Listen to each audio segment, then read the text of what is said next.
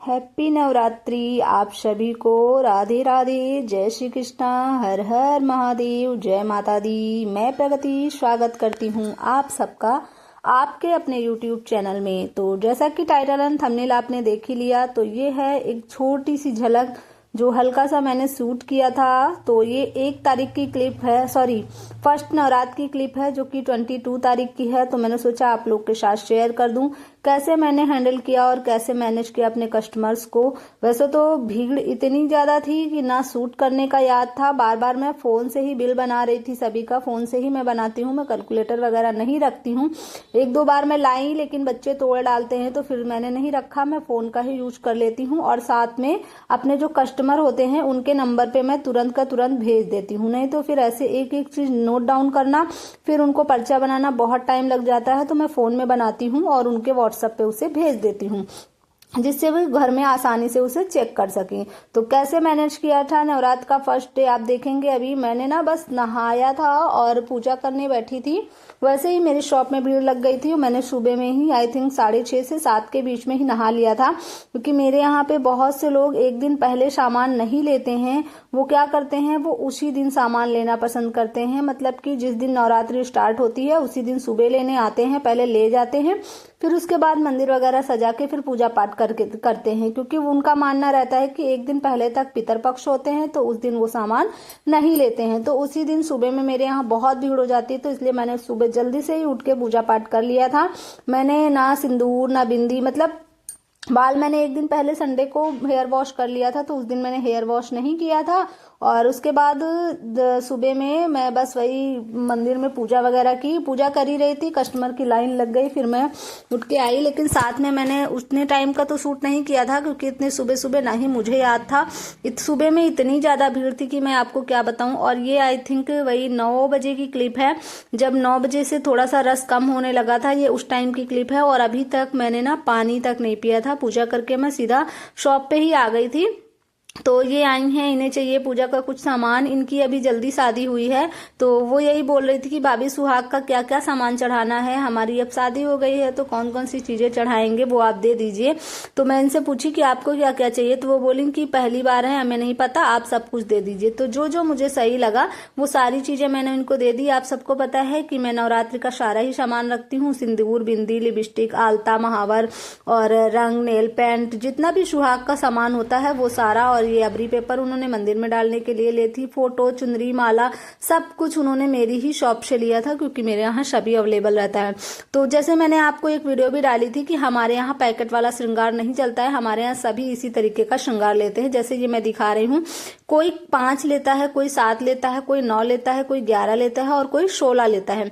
वो सबका अपना अपना बजट है, कौन कितना लेगा। यहाँ आप मेरे चेहरे से देख सकते हैं मैं कितना लो फील कर रही हूँ, क्योंकि मतलब नहाने के बाद जस्ट पूजा की, पूजा के बाद मैंने कुछ भी नहीं किया, फेस पे मॉइस्चराइजर वगैरह भी नहीं लगाया और शॉप में आ गई। कंटिन्यू मैं 7, 6:30, पौने 7 बजे से लेके सारा दिन ही मेरा शॉप में ही बीत गया। तो ये आई थिंक 9 बजे की क्लिप है, जैसा मैंने आपको बताया। और ये बच्चियां भी आई थी, इन्हें भी अबरी पेपर वगैरह चाहिए थे। और ये इनकी मम्मी की मैक्सी पड़ी हुई थी मेरी शॉप में, तो वो भी इसी तरीके से मैं धीरे धीरे से अपने सारे काम को करती हूँ। और फिर ये वाली लड़कियां भी आ गई, ये एक दिन पहले सामान ले गई थी, जैसे कि फोटो हो गई और माला हो गई, ये सब चीजें एवाबरी वगैरह एक दिन पहले ले गई थी, लेकिन कुछ चीजें इनकी छूट गई थी, वही चीजें वो यहाँ पे ले रही हैं।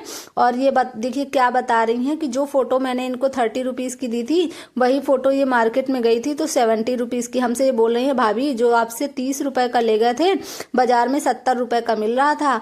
तो वही हमने इनसे कहा कि क्या करें भैया, अब हम क्या ही कर सकते हैं, इतना कम में देने पे भी तो लोग यही बोलते हैं कि महंगा रहता है, महंगा रहता है। तो सबकी अपनी अपनी मानसिकता है। अब यहाँ पे बता रही, इधर माला टंगे हुए हैं, तो बता रही ये वाला माला आपने 20 रुपए का दिया था, वहां 50 रुपए का मिल रहा था। यही सब हंसी मजाक चल रहा था, बातें भी साथ साथ में चल रही थी, कस्टमर पे कस्टमर आते जा रहे थे। फिर ये आई थी, इन्हें भी सुहाग का सामान चाहिए था। इनके लिए भी मैंने निकाला वही चूड़ी बिंदी महावर। अब जैसे कुछ लोग हैं ज्यादा चढ़ाते हैं, कुछ लोग कम चढ़ाते हैं, तो वो लड़की जो थी उसने तो पूरा 16 श्रृंगार लिया था, एक भी कम नहीं था। मिला मिला के जो नीचे नहीं भी लोग चढ़ाते हैं वो भी मिला के उसने 16 श्रृंगार पूरे किए थे, क्योंकि उसका फर्स्ट टाइम नवरात्रि था शादी के बाद। और यहाँ पे ये थोड़ा सा एजेड हैं, इनके बच्चे भी बड़े बड़े हैं, तो इन लोगों को भी सामान चाहिए था, तो इन सबको भी मैंने सामान दिया। सभी का तो कैप्चर मैं नहीं कर पाई हूँ, लेकिन थोड़ी देर के लिए मैंने फोन लगा दिया था। और मैं बताऊं, इसके बाद बैक टू बैक बहुत भीड़ थी मेरी शॉप में। लेकिन बात दरअसल ऐसी हो गई थी कि फोन मेरा ना ऑफ हो गया था, बैटरी थी नहीं, इसी पे मैं बिल बना रही थी, चार्जिंग पे भी मैंने नहीं लगाया। इसी तरीके से मैंने अपनी शॉप को हैंडल किया, अपने कस्टमर्स को हैंडल किया, और धीरे धीरे करके मैं कैसे न कैसे करके मैनेज कर ही रही थी। फिर इनको भी मैंने बिंदी दिया और सिंदूर दिया, प्लस देखिए चूड़ी बिंदी सिंदूर और महावर, ये सारी चीजें जो होती हैं ये मोस्टली सभी चढ़ाते हैं। बाकी कोई कुछ कम चीजें चढ़ाता है, कोई ज्यादा चीजें चढ़ाता है, तो सबका अपना अपना रहता है। तो मैं किसी को नहीं सजेस्ट करती ना कि आप ये ले लीजिए वो ले लीजिए, नहीं तो फिर कस्टमर को ये लगता है कि अपने मतलब फायदे के लिए ऐसा बोल रही हैं। तो मैं कस्टमर को बोल देती हूँ आप जो जो बताएंगे मैं वो दे दूंगी। तो चूड़ियां छोड़ के सभी चीजें 10-10 रुपए वाली रहती हैं, तो हमारे यहाँ सभी ऐसा ही सुहाग चढ़ाते हैं। तो मैं पैकेट सुहाग का भी लाती भी नहीं हूँ और हमारे यहाँ शेल भी नहीं होते हैं। अभी इधर बाहर भी कस्टमर आ रहे हैं जो कि जैसे जेंट्स वगैरह कुछ उस तरीके के हैं, तो किसी को अबरी पेपर वगैरह चाहिए थे। तो अभी यहाँ पे हस्बैंड आ गए हैं, कहीं गए हुए थे ये, अभी आ गए हैं, तो इन्होंने सोचा कि मैं भी थोड़ी सी हेल्प कर देता हूँ, क्योंकि अभी सुबह सुबह का टाइम है, तो सुबह सुबह हमारी हेल्पर नहीं आई थी, वो रहती हैं तो फिर इतना प्रॉब्लम नहीं होता है। लेकिन वो दोनों एक तो ऐसे आ जाती हैं 10 बजे तक, लेकिन कल क्या था नवरात्र वाले दिन भाई उनका भी, वो भी दोनों फास्ट रहती हैं, 9 दिन का रहती हैं, तो उनको भी पूजा पाठ करनी थी। तो मुझे नहीं लगा था कि इतनी जल्दी से रस हो जाएगा। जैसा भी है यहाँ पे मैं अबरी पेपर वगैरह भी रखती हूँ, और जो सीट पेपर पड़ता है पत्थर वगैरह पे अलमारियों पे, ये मैं इनको दिखा रही थी, इनको भी चाहिए था। इनको मतलब ये था कि अपने रूम में भी डालना है, तो यहाँ पे वो भी देख रही थी। इसी तरीके से मैंने अपने शॉप की सेलिंग को किया है। सारा दिन मैं बहुत ही ज्यादा थक गई थी, इतना ज्यादा रश था। और आप सबका आशीर्वाद है, माता रानी का आशीर्वाद है। जिस दिन से माता रानी आई है उसी दिन से 1 मिनट के लिए भी टाइम नहीं है। ये वीडियो क्लिप मैं शेयर करने में थोड़ा सा लेट हो गया है, लेकिन मैंने शूट किया था तो मुझे लगा कि शायद आप लोग के साथ शेयर कर देना चाहिए। वही देख रही हैं यहाँ पे कि उसका साइज क्या है और इसका साइज क्या है, तो ये उससे 1.5 गुना बड़ा है और वो थोड़ा सा छोटा है जो रेड वाला था। लेकिन ये मतलब मंदिर के लिए नहीं है, बाकी जगहों के लिए बहुत अच्छा है। तो वही मैं इनको समझा रही थी, ये महंगा है वो सस्ता है, तो ऐसा क्यों है। इसी तरीके से हमें कस्टमर को समझाना भी पड़ता है। आप जितने अच्छे से कस्टमर से बात करेंगे उतने ही अच्छे से। फिर इन्होंने बोला कि और कलर्स दिखा दीजिए, और भी हो तो मुझे रूम में डालने के लिए चाहिए, तो फिर मैंने इन्हें और कलर भी दिखाए, इन्होंने और भी ले लिए। इसी तरीके से ये सारी चीजें अगर आप अपनी कॉस्मेटिक की शॉप में नहीं रखते हैं तो जरूर से रखिएगा। सेलिंग भी इंक्रीज होगी और कस्टमर भी बने रहेंगे और आपका भी प्रॉफिट बढ़ जाएगा। तो इसी तरीके से मैंने अपने सारे ही काम को मैनेज करती हूँ मैं। जैसे कि आप सबको ही पता है कि कॉस्मेटिक के साथ साथ मैं कपड़े भी रखती हूँ और ज्वेलरी, मतलब सारा जो श्रृंगार का सामान वगैरह होता है या फिर माता रानी का सामान होता है, जैसे जैसे जो जो फेस्टिवल आते हैं मैं सभी का सारा सामान रखती हूँ।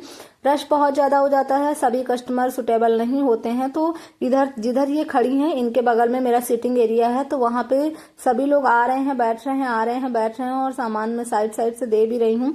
लेकिन बस वही है ना कि सभी कंफर्टेबल नहीं होते, तो मैं सभी का सूट नहीं करती हूँ और ना ही मैं सभी का शेयर करती हूँ।